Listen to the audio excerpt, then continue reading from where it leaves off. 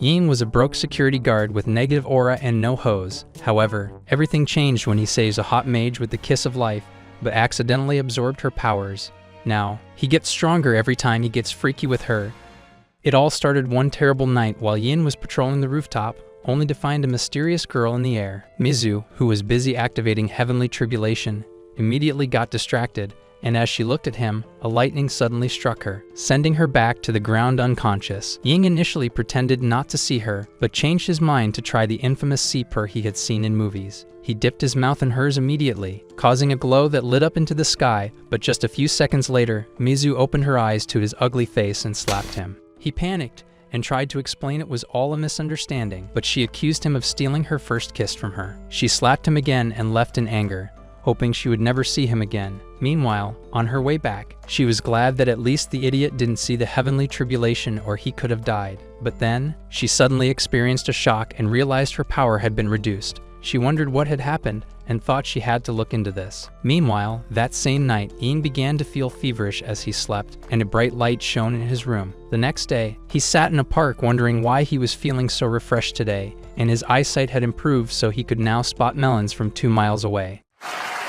He suddenly noticed the violent girl from yesterday walking past with a random rich mofo asking her out and thought the two idiots belonged together. But then, a creepy invisible eye appeared in the sky, and noticing a new cultivator, it decided to test Ying's new ability by unscrewing a large billboard over a random girl calling on the street. Seeing this, Ying immediately ran toward the girl, and as the billboard almost turned the girl from 3 to 2D, he accidentally activated an extraordinary power that crashed the billboard into a different building. However, he collapsed afterward. He shockingly woke up in a hotel room tied to a bed with Mizu touching him in sensitive places. She opened her buttons so he could have a view of her mommy milkers, but when she saw he was acting like a noob, "Come on, man," she withdrew, saying the techniques she learned on YouTube didn't work. Mizu then told him she was going to take back what belonged to her, but he didn't remember taking anything from her. At this, she reminded him about the lady he saved and told him he used her power to save her, but Ying still thought Mizu was capping. Mizu then revealed that she was a cultivator and activated a sword, threatening to cut off his sacs. She gave him two options, either to die under her black sky or to cultivate together with her and become immortal. Later in the elevator, Ying was marveled by the beauty of the city, but Mizu told him not to be deceived because that was only the surface, as the world was more evil and darker than he thought. However, Ying replied that even though he knew this, he would rather keep his eyes on the bright part and use his cultivation powers to help those in the dark. But Mizu told him it was not as easy as he thought. They headed to the rooftop of a skyscraper, and Mizu asked Ying if he wanted to develop his cultivation either fast or slow. He replied that he wanted it fast, and she told him to jump from the building, shocking him.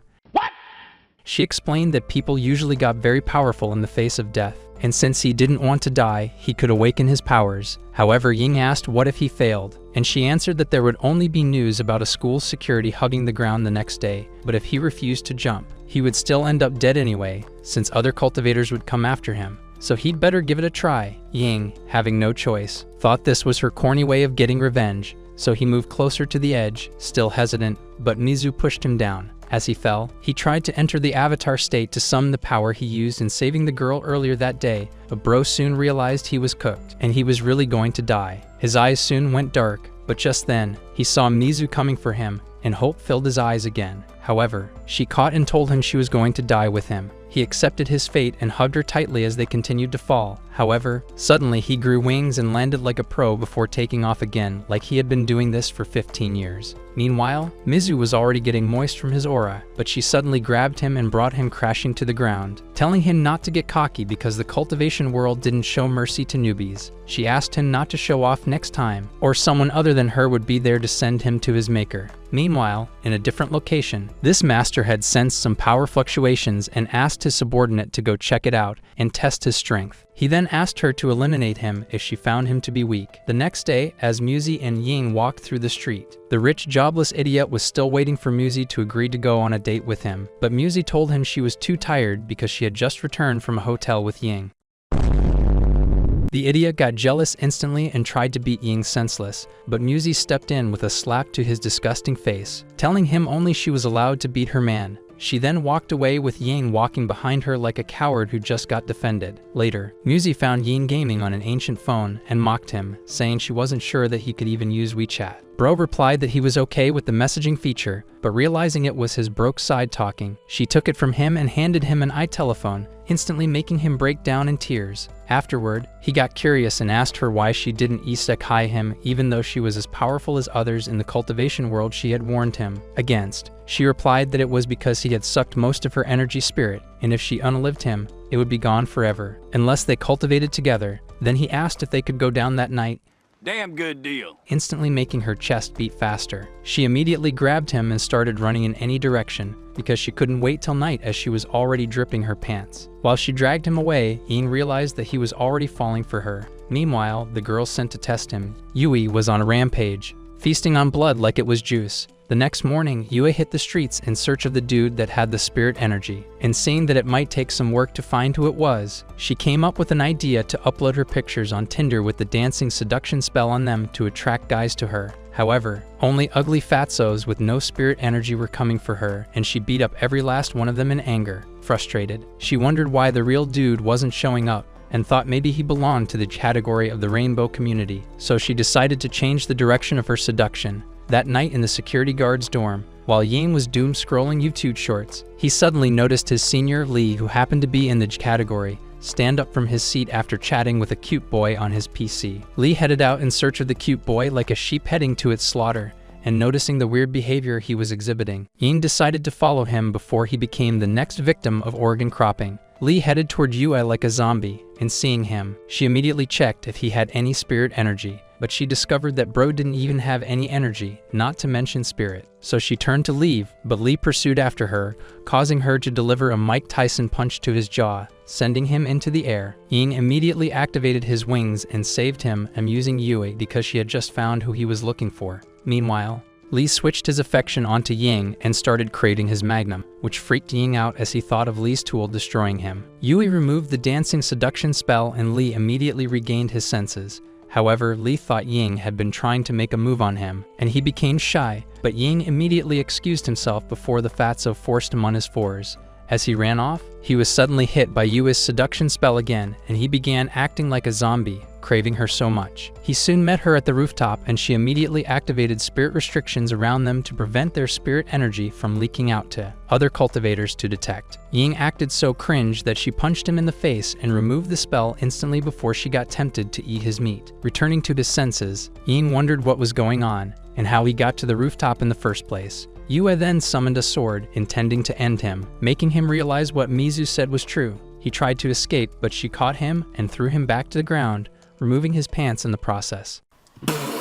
Yue attempted attacking him again, but Mizu interrupted at that moment. Seeing Ying, she called him shameless for pulling his pants in front of a girl, but he told her he could explain. Meanwhile, Yue revealed that Ying had proposed to her earlier, and hearing this, Mizu told him to get on his knees till she was done dealing with Yui. This made Ying really think of how useless and cheap he was. A few minutes into his punishment, the clown spotted the two girls arguing and had the audacity to claim they were fighting over him, which ticked off both girls so much they immediately gave him a reality check by knocking his lights out. The two girls prepared to throw hands, and Mizu told Ying she'd be communicating with him via telepathy from now on. Yui scanned their power levels and discovered that Ying was in the mid-stage of key condensation, while Mizu was in the early stage of foundation establishment. This made Yue lose her mind because these two weaklings had the nerve to release spiritual energy in public. Mizu used her mental hotline to remind Ying about the cultivation lesson she gave him during their last training session. She had explained how the different levels of cultivation worked and how there was a massive gap between each stage. She basically told him he'd get sent to the afterlife if he ever faced someone stronger than him, unless he had some special weapon to level the playing field. Yue suddenly launched her attack, and Mizu immediately figured out this girl was actually in the late stage of foundation establishment, which meant she was way out of their league. Even if she teamed up with Ying, they'd still get absolutely demolished, but Mizu wasn't backing down, so she summoned her sword and jumped into the fight anyway. The two started going at it in an intense battle exchange. Then Yue whipped out her fiery sword and sent a blazing attack, but Mizu pulled a disappearing act and teleported right above her before striking down with her black sky technique, sending Yue crashing into the ground like a meteor. Mizu yelled at Ying to get out of there immediately and promised she'd catch up with him later. The two fighters clashed again with their powers, but Yue completely overpowered Mizu and grabbed her by the neck. She then dragged her up into the sky before slamming her back down to earth like she was playing volleyball. Mizu became super weak and started writhing in pain, but Yue wasn't done yet and kept beating her down. Then she summoned an even more powerful attack and unleashed it on the poor girl. Mizu quickly threw up her defense restriction to block it, but the attack was way too overwhelming for her to handle. Meanwhile, as Ying made his escape, his brain finally started working and he realized that Mizu would never make it out of that fight alive with such a huge difference in their power levels. On the other side of town, Yue's master finished adding more victims to his collection and started thinking about harvesting Yue's soul too after she returned from her mission. He wanted to use her to break through to the late stage of the core formation stage, because loyalty means nothing to him. Mizu kept fighting with everything she had, but eventually got hit hard. Yue walked up to her and tried planting some toxic thoughts in her head about how Ying was a coward for running away and leaving her behind. But Mizu refused to think badly of him because she wasn't about to let this villain mess with her head. Mizu told Yue that people like her would never understand true loyalty, which made Yue absolutely furious. She instantly tried to send Mizu to the next world, but Yin came flying back like a superhero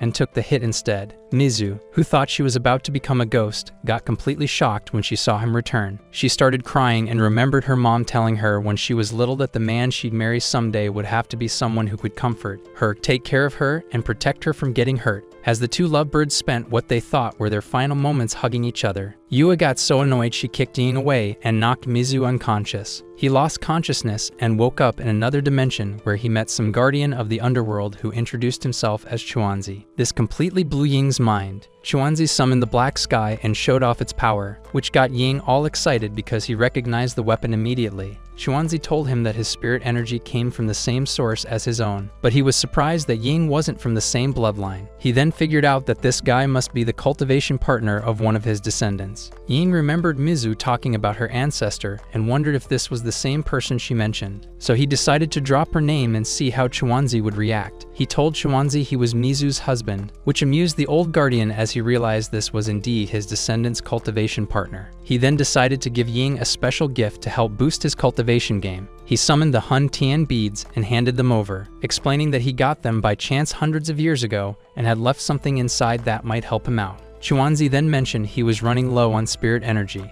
so he could only help him escape his current dangerous situation. The guardian prepared to leave and told Ying he'd get his power back as soon as he returned to his world. However, when Ying asked how he was supposed to use the beads, the old man just jousted him without giving an answer.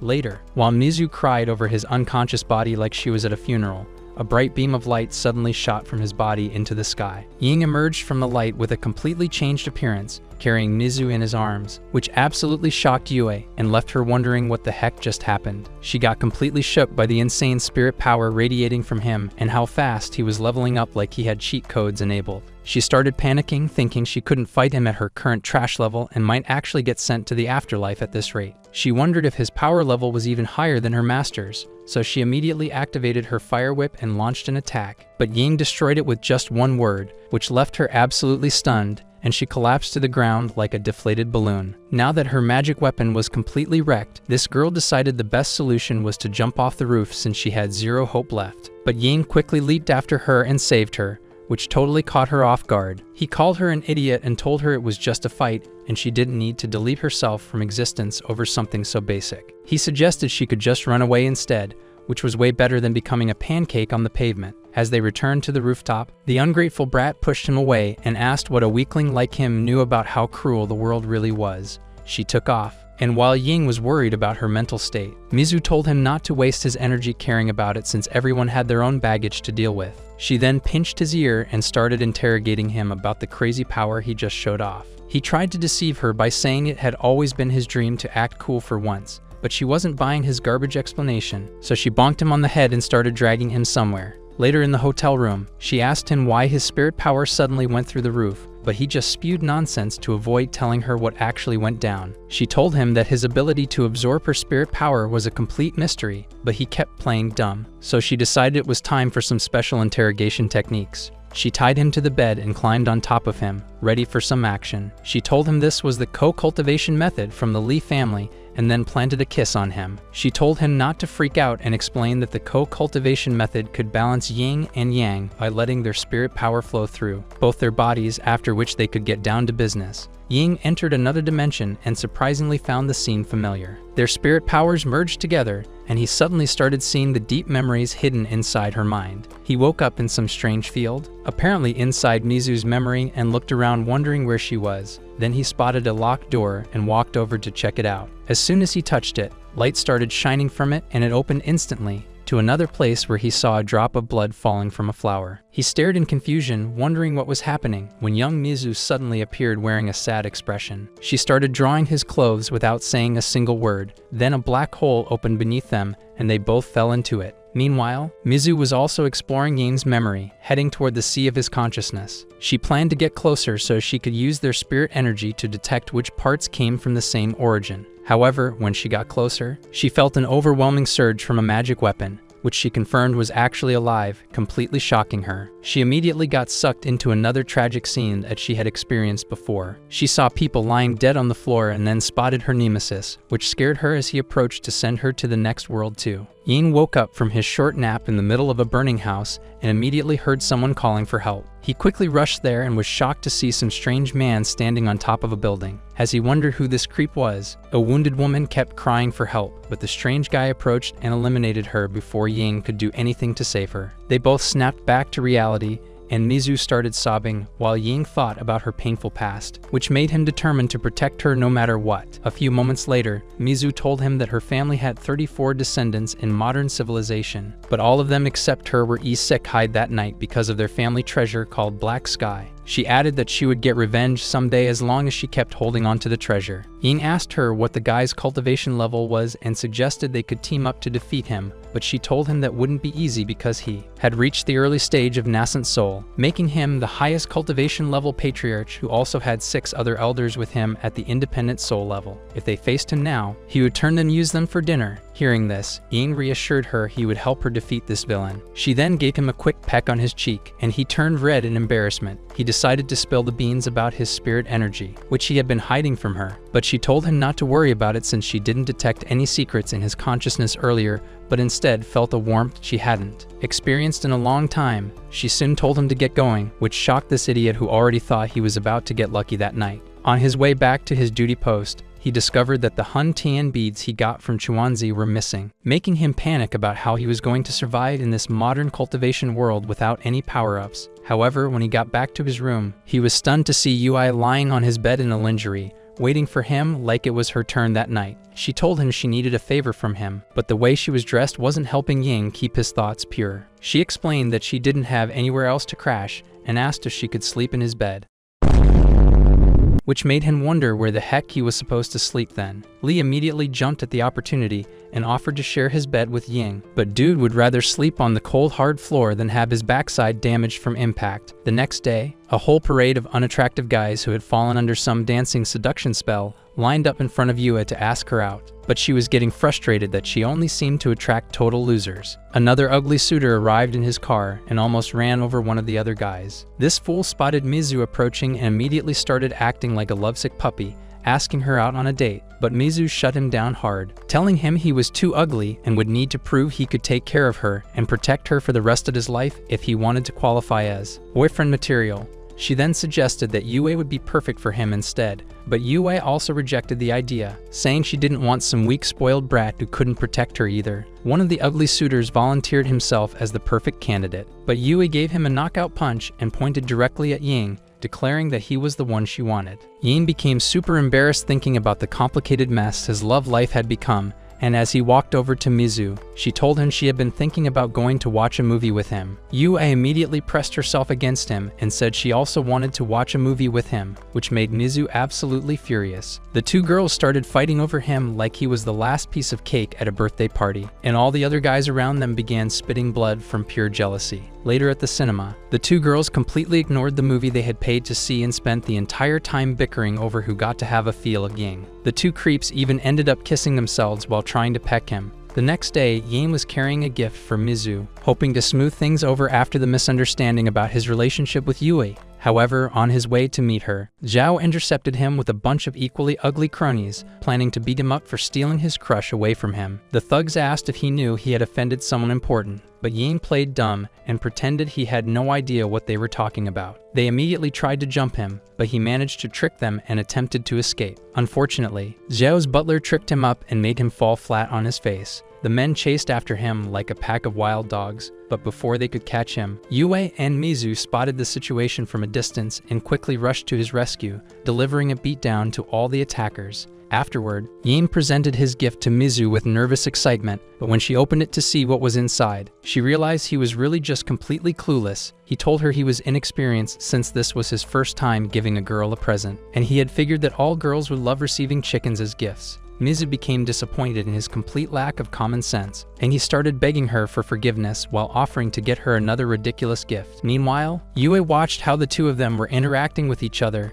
got jealous of their obvious chemistry, and decided to leave them alone together. At the same time, her master was on the top of a building watching her, and hoping she wouldn't disappoint him. After that awkward gift exchange, Mizu and Yang walked together while chatting about the gift he had just presented to her. They spotted Yue walking ahead by herself, looking like the loneliest person on the planet. Yang figured she looked exactly like his old self when he always solo with zero friends. He told Mizu he wanted to go talk to her, and she agreed, so he jogged over to catch up with the sad girl. He offered to be her friend, but Yue smacked his hand away and told him that if he hadn't gotten that major power boost the day before, she would have sent both him and Mizu straight to the afterlife without hesitation. She also revealed that the only reason she had gotten close to him was because he had powerful energy and could serve as her personal bodyguard against danger. However, he told her not to stress about it since he would protect her anyway, but she asked if Mizu was the one who had sent him over to mess with her feelings. He replied that she had completely misunderstood Mizu's character and explained that he had been inside her spiritual world and discovered she was carrying the massive burden of her family's tragic death on her shoulders. He told Yue that Mizu also felt lonely just like they did, despite her tough exterior.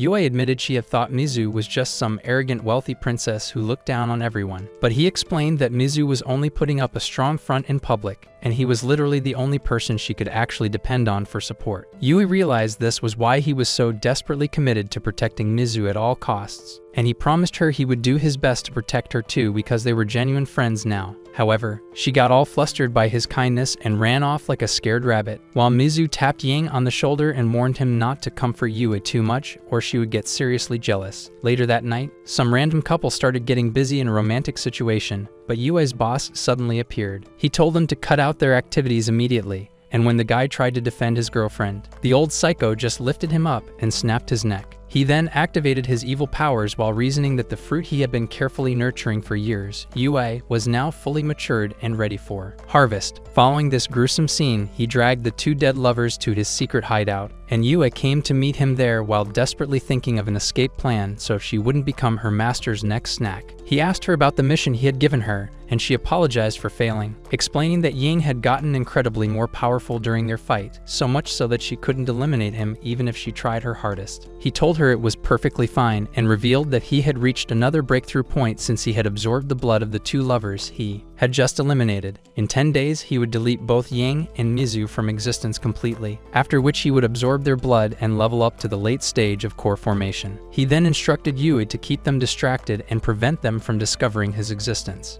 Following that, Yang searched through the forest looking for Yue, and after wandering around for a while, she suddenly appeared dressed in a way that would make a monk reconsider his decisions. He was completely shocked to see her transformation and asked why she had called him out in the middle of the night dressed so provocatively, but she ignored his question and started unbuttoning her clothes right in front of him.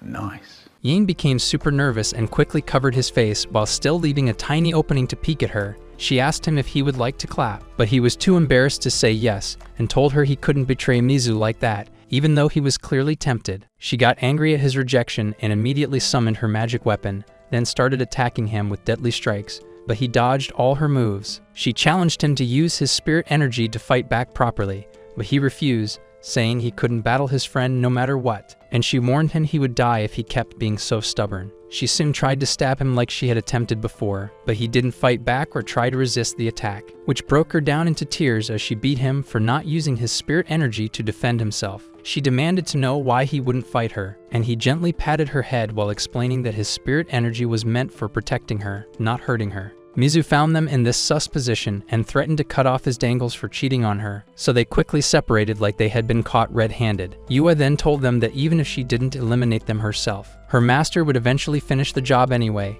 but Ying said this was exactly why they desperately needed her help on their side. She then revealed the shocking truth that her master had sensed the release of their spirit energy during their recent battles, which made them both realize they were in serious trouble. They figured out that her master had sent her to fight them just to test their power levels through combat and gather intelligence. Yue told them her master would soon reach the middle stage of core formation, and after that transformation, he would definitely delete them from existence without breaking a sweat, making Ying realize it was time to start preparing for their ultimate final boss battle. Meanwhile, back at his hideout, Yue's master finished consuming the 2 dead students and got excited that his cultivation level was increasing at lightning speed. He figured that what he needed now was Ying and Mizu's blood, which would break him through to the middle stage of core formation and save him 10 years worth of boring cultivation grinding. Ying concluded that Yue's master was basically the root of all their problems. But this genius thought that Yue going against her master would be breaking some ancient moral code like she owed him her life or something.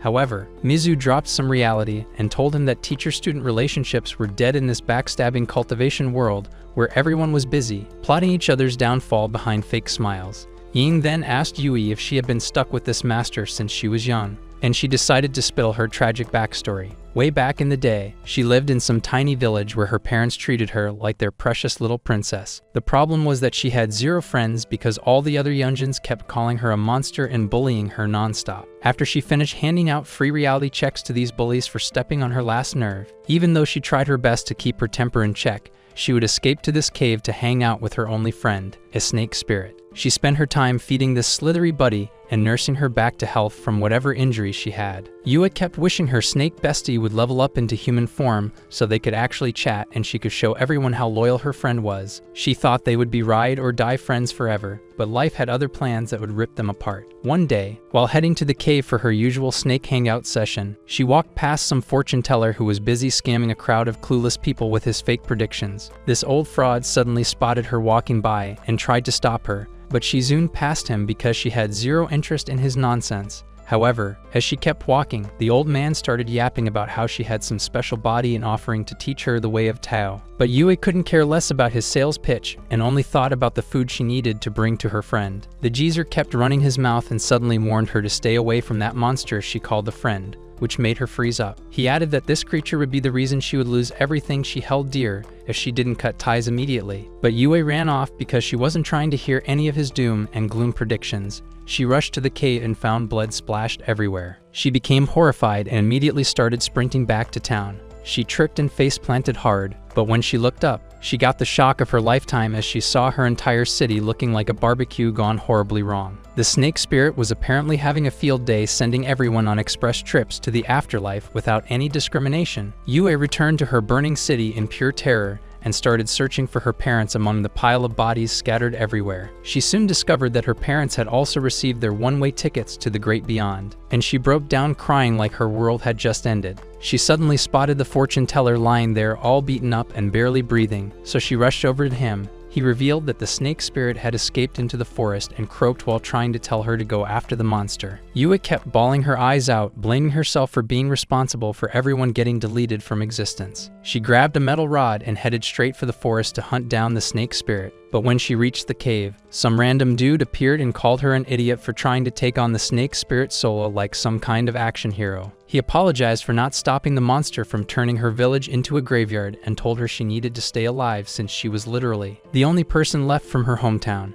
Yue ignored his advice and tried to push past him, but failed miserably. The stranger explained that she couldn't defeat the snake spirit because these creatures became absolutely unhinged during full moon nights. He then handed her some special weapon that could actually delete the monster for good. Yue immediately snatched it and followed the trail of snake blood into the forest until she found her former friend lying on the ground, looking like she had been through a blender. She approached the snake spirit while still boiling with rage over her village getting wiped out and threatened to end her, demanding to know why she had committed this massacre. The snake spirit suddenly lunged at her, making Yue hit the dirt in fear. However, she managed to activate the dagger in her hand and stabbed the creature as it got closer. the snake spirit collapsed on her shoulder and died, which triggered a flood of memories showing all the good times they had shared together. After she finally crawled out of the forest, she saw the old man floating in the air like some kind of mystical being and immediately figured he was an immortal. She dropped to her knees and begged him to bring back all the people from her village, but he told her that life, death, and reincarnation were controlled by heavenly laws that he wouldn't dare mess with by playing resurrection games. She told him her heart felt like it was getting shredded and asked what she should do about it. He offered her the chance to become his student on the cultivation journey,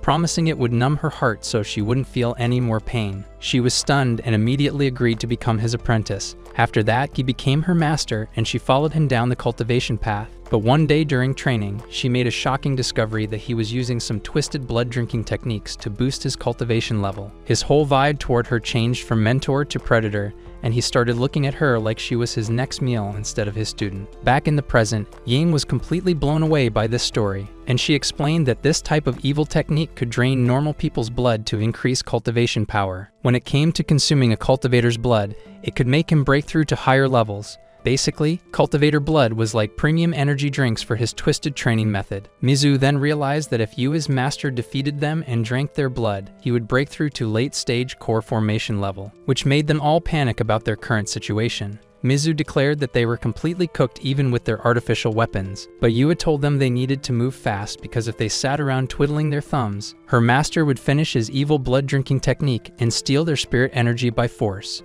Upon hearing this terrifying news, Yin turned into a complete chicken and suggested to Mizu that they should just run away to some distant place where nobody could find them. Mizu also started daydreaming about withdrawing from society to some romantic hideaway where they could spend quality time together. Yui got jealous watching these two lovebirds having their moment and immediately shut down their ridiculous fantasy, telling them that her master would track them down no matter where they tried to hide. Ying, still being a complete moron, then begged Mizu to transfer all her spirit energy to him because he thought this might give him enough power to defeat the old creep. He added that even if he died in the process, he wouldn't mind trading his life for her happiness. The two started having another one of their cheesy romantic moments, but Yui gave his a solid knock to his head. Ying asked her what they should do then, and she replied that they might actually have a shot if they worked as a team. He became shocked, wondering if she was planning to turn against her master, and she replied that this wouldn't even count as rebellion since her master had been eyeing her spirit energy like a hungry wolf for ages. Her gut was telling her that her expiration date was coming up fast.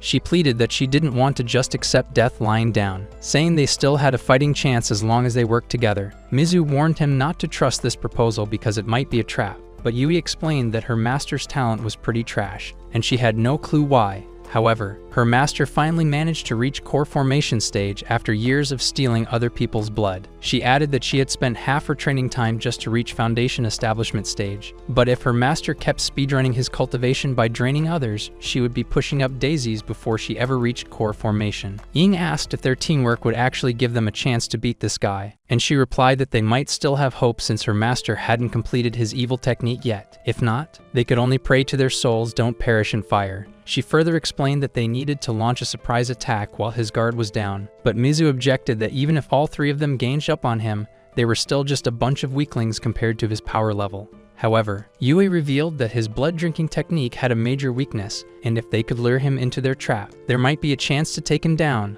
Later that night, Mizu and Ying were at the hotel, and he asked her if they would be getting cultured tonight, but Mizu bonked his head in response, calling him a loser for even suggesting that. However, she was really just jealous that he was trying to play hero for Yui again, but he replied that he was only trying to live up to the name his father gave him. Mizu thought this was actually a solid answer and told him that since he had decided to fight, they needed to boost their chances of winning. This got him excited because he thought she had agreed to get down on him so they could reach core formation together, but she gave him a big no again. He got bummed out, wondering why they even got a hotel room then. She suddenly grabbed his hand and told him that the last time they kissed, she saw a glowing orb in his consciousness world, but he played dumb like he didn't know what she was talking about. Mizu told him that wasn't it, saying she felt that the energy of this light ball was similar to her family's power and it wasn't the same spirit energy he had absorbed from her. She added that this power was stronger than anything she had ever seen, but he told her he felt this was just his potential as a cultivator. Furthermore, she told him that if he could successfully tap into this energy,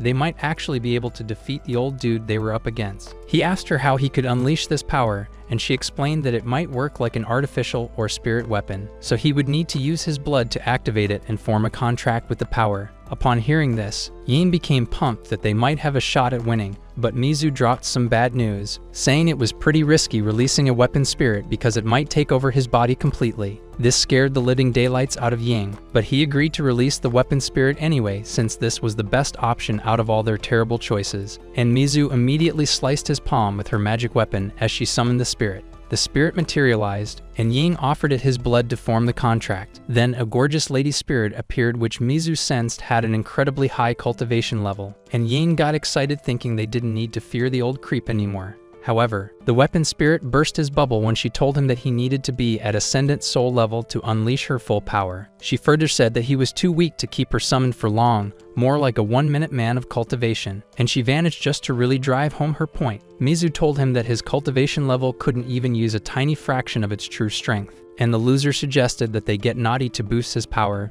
but she rejected him again. Later that night, Ying thought that if he couldn't use his weapon spirit for fighting, he would at least use her for some more intimate benefits, so he cut his palm again to try summoning her, but he struggled. The next day, while he was walking around thinking about their strategy to defeat Yue's master, Zhao showed up again with 2 cultivators and demanded that he hand over Mizu if he wanted to keep breathing, but he told him that decision was up to Mizu, which really ticked him off. Zhao ordered the 2 cultivators with him to attack, and as they charged at him with devastating attacks, Yue and Mizu suddenly appeared to block them. They both summoned their special weapons, and seeing this, the 2 cultivators got excited, making Yue and Mizu realize they were dealing with weapon hunters. They both launched attacks with their weapons, but the 2 cultivators quickly cast some spells that neutralized their attacks and captured both of them, blocking them from using their powers. Ying tried to join the fight too, but they quickly put his wheat behind on the ground. One of the cultivators threatened to delete him permanently if Yue and Mizu didn't surrender their weapons. Ying started running his mouth with trash talk, and the guy decided to silence him forever. But just as he was about to stab him, a brilliant light suddenly blazed, and his weapon spirit appeared to save his sorry hide. She also freed Mizu and Yue, shocking the 2 cultivators, who then immediately tried to make a run for it. But Mizu stopped them, and they dropped to their knees begging for mercy before running with their tails between their legs. Meanwhile, Yue's master was watching from a distance, and he was thrilled that these fools would soon become his sacrificial offerings to reach the late stage of core formation. Mizu gave Zhao the ultimate warning to never mess with Ying again, or she would show him what pain really felt like. This completely crushed Zhao's soul, and the poor guy ran off like a rejected puppy after getting turned down by a girl in front of everyone. Meanwhile, Yue was checking out the weapon spirit like she had never seen anything this wild before, wondering how the heck something like this even existed. The weapon spirit introduced herself and mentioned having some kind of blood contract with Ying, which made things even more confusing. Mizu was shocked that Ying had managed to train the spirit so well in just one night, which seemed impossible for someone at his level. Yue started talking about seeing his powerful cultivation weapon before, but Ying's brain immediately flashed back to Chuanzi warning him to keep his mouth shut about their meeting and the weapon he received, or there would be serious consequences. Since the Hun Tian beads were connected to Chuanzi's family legacy, Ying knew he couldn't spill the beans, so he quickly lied and said he had no clue where the weapon came from. Yue asked the weapon spirit for her name, thinking they could figure out more about the cultivation weapon from her identity, but the spirit dropped a bombshell by saying she didn't have a name at all. Everyone stood there like confused statues until Ying suggested they give her one. Ying called her Ling, which she accepted immediately since he was her master. Yue bounced to go set up the Yang Flame Array, which they needed for the upcoming showdown with her twisted master. Mizu turned to Ying and told him he needed to stop being such a weakling in battles, which made him want to crawl under a rock from embarrassment. Ling backed up Mizu's roast by telling him he seriously needed to level up his cultivation to avoid becoming monster food. Ying felt like garbage knowing how pathetic his fighting skills were, but Ling explained that his cultivation level was actually decent. He just fought like someone who had never thrown a punch in his life. She pointed out that Mizu was worried about him getting eliminated, and he admitted he was tired of always hiding behind women like some scared Yunjin. So, Ling decided to take him into another dimension to help boost his combat skills. Meanwhile, Mizu watched them disappear from a distance, secretly hoping Ling would teach him some escape techniques because she figured they had about zero chance of surviving the battle against Yue's master. Ling showed Ying the incredible world inside the Hun Tian beads, and his mind was completely blown by how such a massive space could fit inside those tiny balls. She explained that the cultivation world was packed with miraculous weapon spirits and legendary weapons, then revealed her own origin story about being created by her original master using 10 rare treasures and getting powered up with 10 years of pure spirit energy in some frozen realm. Ying was impressed and figured she must be incredibly powerful. But Ling brought him back to reality by reminding him that her power output was limited by her master's cultivation level. He asked if there was some way she could eliminate the core formation monster with her high-level powers, and she confirmed there was indeed a method, but it would mean she could never see him again. This news hit him like a truck, and he immediately asked if this required sacrificing her life, which she confirmed with a simple yes. She explained that if he fused with her or got too intimate during cultivation, it would trigger a massive explosion that would turn hundreds of miles into a wasteland. Ying immediately shot down this idea, saying he would never let her be used as a disposable weapon. He then asked why he was still so weak despite having more spirit energy than Mizu, and she broke down the science for him. She explained that a cultivator's strength came from converting the essence of heaven and earth into spirit energy through special energy channels in their body. Since his spirit energy came from external sources instead of his own cultivation work, he lacked the knowledge of how to actually use it properly. Surprised by this revelation, he asked how he could learn to use his current spirit energy effectively. Ling said she had a solution and moved behind him to remove his clothing, which made him panic and ask if this was the same thing that could cause the massive explosion. He started freaking out and trying to stop whatever was happening, but Ling looked at him like he had lost his mind, which made him realize his thoughts had wandered into inappropriate territory, and he felt like a complete loser. She told him to sit down and close his eyes so she could guide his spirit energy properly. When she started moving her hands over his body to direct the energy flow, he got flustered again, but she told him to focus on the training instead of being distracted. After she guided the spirit energy through his system for a while, he was amazed to discover he could actually control it. Ling told him his learning speed was impressive, and with 5 to 10 days of cultivation, he could master his spirit energy usage. He told her to stop joking around because they had a major battle coming up, and he didn't have weeks to spend training. She revealed there was another method where she could transfer her spirit energy directly to him, which would let him use his power freely right away. The downside was that the process would be extremely painful, but Yin told her to go ahead anyway since he was desperate. She began channeling her spirit energy into his body, which felt like getting struck by lightning repeatedly. The pain was so intense he thought he might pass out, but he endured it by thinking about all the suffering Yue and Mizu had experienced in their pasts.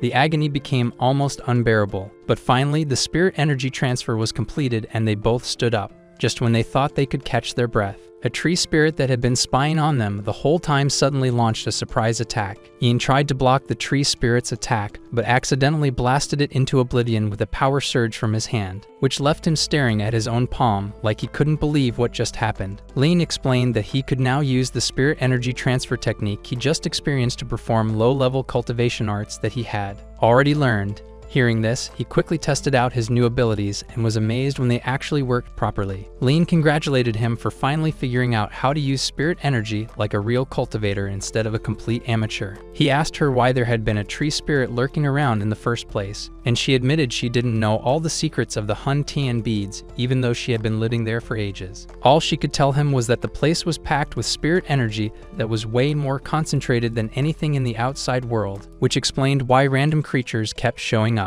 Later, Mizu took them to some weird cultivation shop that looked shadier than a back alley deal. Lin was surprised these kinds of sketchy places still existed in the modern cultivation world. She spotted some questionable adult merchandise and innocently asked what those items were for. So Yin quickly made up some nonsense about them being magical treasures used by elder cultivators, hoping she would buy his explanation. And she did. They walked into the shop and got greeted by some employees who tried way too hard to be entertaining but just ended up looking like complete clowns. Mizu got annoyed with their amateur performance and fried their laptop with her powers, which shocked them into realizing she was actually a cultivator. The female receptionist had the audacity to congratulate Mizu for getting into debt because that P-key was a MacBook. But Mizu pulled a total boss move by throwing her VIP credit card at them. The two unattractive receptionists nearly fainted when they saw it was some ultra-rare golden diamond VIP card that only the most elite customers possessed. They immediately decided to escort her to meet their boss personally. But when Ying and Ling tried to follow, the staff blocked them and said they didn't allow broke people in the VIP section. Mizu handed Ying a pouch full of low-level spirit stones and told him to browse around while she handled business. Ling explained that these spirit stones were basically the currency of the cultivation world, which fascinated Ying since he had never dealt with magical money before. The female receptionist could smell his inexperience from a mile away and decided to target him. She suggested they check out the shop's magical treasures, and Ying eagerly agreed since he desperately desperately needed a decent weapon for the upcoming battle. The lady led them to the treasure section and showed off various products, but everything was way out of his price range since he only had 50 spirit stones to work with. The receptionist told him that even with her generous discount,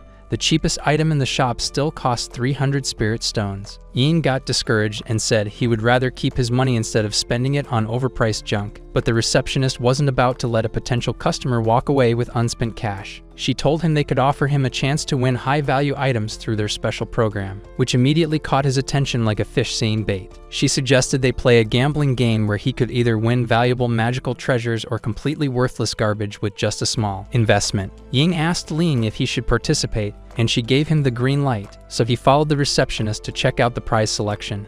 Meanwhile, the shop boss examined Mizu's VIP card and was stunned to discover it was completely legitimate. He told her that in the past 100 years, no family other than the legendary Lee cultivation clan had been given such an exclusive card. The boss introduced himself as Meimeizi, the branch manager, and Mizu told him she wanted the most valuable magical item in their entire inventory. He said he could make that happen, but only if she surrendered the VIP card as payment, which she agreed to without hesitation.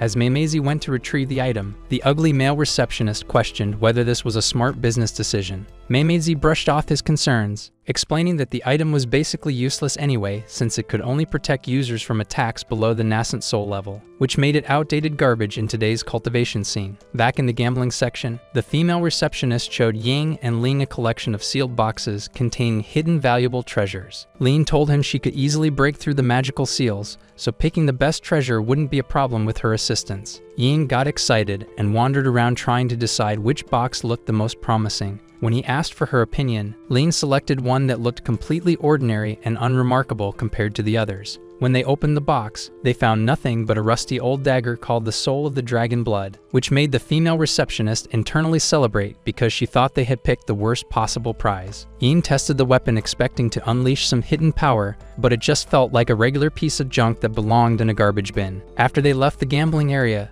the receptionist rushed to her boss to brag about the easy profit she had just made from those gullible customers. Meimeizi praised her clever salesmanship and asked what treasure had been in the box they selected. When she casually mentioned it was just some rusty dagger called the Soul of Dragon Blood, Meimeizi immediately lost some blood as he realized they had just accidentally given away one of their most valuable and legendary items to a couple of clueless customers. Later, Yue showed up to report to her master like a good little student, and he asked about the progress of the mission he had given her. She told him she had failed completely, but this old geezer wasn't buying her innocent act for a second. He revealed that he already knew she had teamed up with those two cultivators to plot his elimination, which made Yue's blood run cold. She tried to deny everything, but he dropped an even bigger bombshell by telling her that everything had been under his watchful eye because he had been disguised as the janitor, cleaning up at the school the whole time. Yue was completely shook and accused him of being a sneaky creep, but he casually explained that disguising himself as maintenance staff was the perfect way to drain some students dry while also eavesdropping on their plans against him. Without warning, he launched a vicious attack at her, but she managed to dodge it and started running for her life while this psycho chased after her like a horror movie villain. Meanwhile, Ying and his crew were examining his new weapon when Lin dropped some serious knowledge about what he had actually won in that rigged gambling game. She told him it was a sealed spirit weapon with a real dragon soul trapped inside it,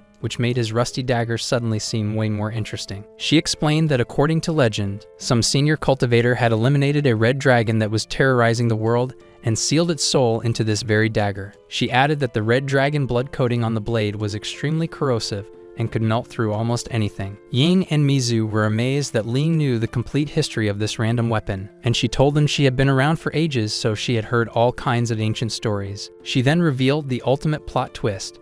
It was actually Chuanze who had taken down the dragon, which made Ying realize he had stumbled onto something incredibly valuable after all. He wondered what would happen if he released the real dragon to chomp on their core formation enemy, but Ling quickly shot down that idea. She explained that the real dragon was a demon beast that hated humans and would probably cause even more chaos if set free. Plus, she had no clue how to actually release the thing anyway, so that plan was dead in the water. Mizu, being her usual pessimistic self, complained that this made the weapon completely useless, but Ling disagreed. She pointed out that since it was a magical treasure, there had to be some technique for using it properly. She suggested that Ying tried channeling his spirit energy into the dagger to see what would happen, so he gave it a shot immediately. The results were absolutely wild. he suddenly cloned himself into 3 copies using some technique called body separation. Mizu, who could find the downside in winning the lottery, thought this was garbage, but Ling pointed out that she couldn't even tell which body was the real one despite her advanced cultivation level, which impressed Ying. Mizu was also shocked that he could now use spirit energy so smoothly,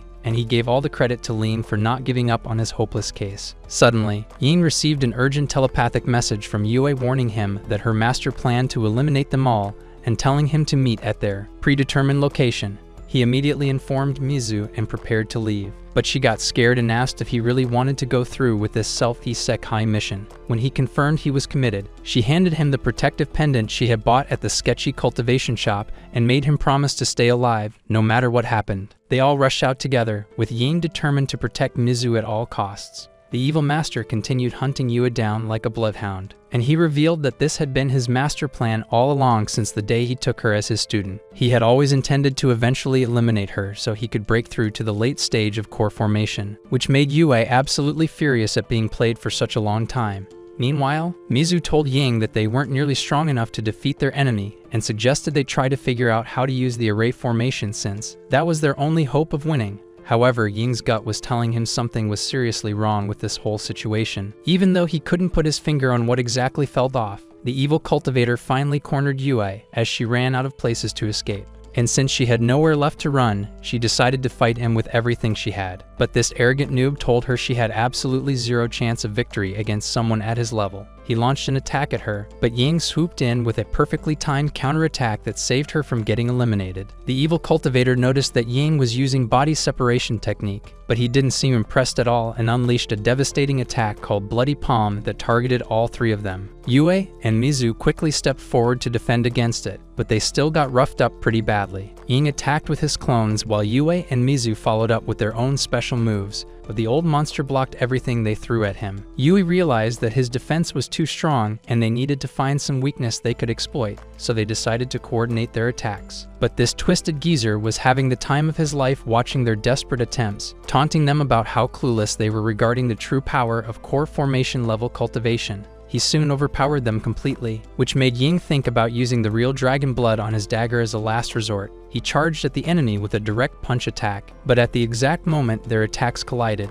he quickly summoned his dagger and managed to break through the villain's defense, dealing a small amount of damage to his chest. The old psycho was completely stunned that someone could actually hurt him at the core formation level and started wondering what kind of crazy weapon Ying was wielding. He rushed forward like a maniac, grabbed Ying by the throat, and began draining his spirit energy like some kind of energy vampire. But then Ying suddenly disappeared into thin air, and one of his clones appeared to attack the confused geezer, making him realize he had been choking a fake the whole time. What this ancient fool didn't know was that the dragon blood dagger had an even more broken ability. It let the user transfer their soul between different bodies, which meant Ying could basically teleport out of danger by switching to another clone whenever things got sketchy. The old monster decided to stop playing around and activated his ultimate technique called Fiend Art, which started pulling them toward him while simultaneously draining their blood and spirit energy like the world's most terrifying vacuum cleaner. Ying immediately summoned Ling, who countered the deadly technique and saved them from getting turned into dried-up husks. She created a protective barrier around them and told Ying she could only hold this psycho off for about 2 hours before her power ran out. The old devil tried to figure out what level Ling's cultivation was at, but when he couldn't sense it properly, he assumed she was just bluffing and launched another attack that cracked her barrier. However, Ling reinforced the barrier immediately, which shocked the old man into realizing this wasn't some empty threat after all. But the barrier started shrinking under pressure, which got the evil cultivator excited because he thought victory was within reach. He began throwing attack after attack at the barrier while wondering why someone with such a high cultivation level wasn't fighting back. Eventually, his brain cells connected the dots, and he figured out that Ling must be a weapon spirit, which explained why she could only defend and not attack. Yue was shocked that he had discovered Ling's true nature and told her friends they needed to escape immediately, while Ling kept the monster busy. They bolted into the forest to set up the array formation they needed to trap this moron, and after they reached safety, Ying absorbed Ling back into his body where she belonged. After some time passed, the old man caught up with them and was surprised they had stopped running like scared rabbits. He lunged toward them with murderous intent, and Yue immediately started casting the spell to activate their trap array. The evil cultivator fell right into their trap and began struggling against the magical bindings, so Ying and Mizu quickly launched their attacks while the iron was hot, Yue also unleashed her most powerful technique, but they were all left speechless when the old man suddenly broke free and blasted them backward like they were annoying flies. Yue demanded to know why their carefully planned array had zero effect on him, and he started laughing like the twisted mastermind he was. He revealed that she must have secretly studied his fiend art techniques from his personal instruction book, but then dropped the ultimate plot twist. All the weaknesses and countermeasures written in that book were completely fake. He had deliberately included false information to trick her into using this specific array formation, which would actually boost the power of his fiend art instead of weakening it. Basically, they had just handed him the perfect setup to eliminate them and steal all their spirit energy. Yue and Mizu realized they had walked straight into the world's most elaborate trap